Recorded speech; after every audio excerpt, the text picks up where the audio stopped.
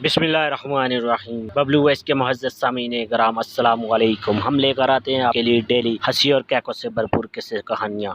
شروع کرتے ہیں آج کا قصہ، لیکن اس سے پہلے آپ دوستوں سے گزارش ہے ہمارے چینل کو سبسکرائب کر کے ساتھ موجود گھنٹی کے بٹن کو لازمی دبائیں، اس طرح ہماری نیو ویڈیو کی اپڈیٹ آپ کو ملتی رہے گی۔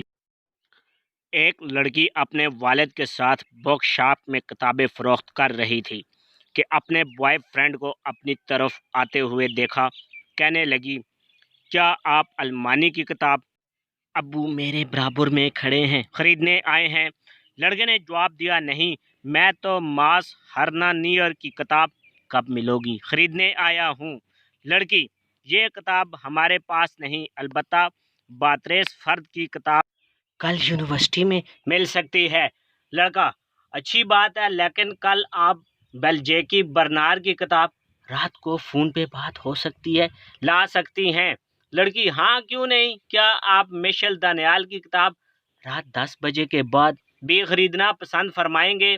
لڑکے نے جواب دیا، بسرور چشم۔ جب لڑکا چلا گیا تو باپ نے بیٹی سے کہا، کیا یہ لڑکا ان ساری کتابوں کا مطالعہ کر سکے گا؟ بیٹی نے کہا، جی ہاں، یہ ذہین ہے اور یونیورسٹی میں شریف طالب علم ہے۔ والد، اچھی بات ہے بیٹی، لیکن میرے پاس تم دونوں کے لیے 2 بہترین کتابیں ہیں، یہ کتابیں تم دونوں ضرور پڑھنا۔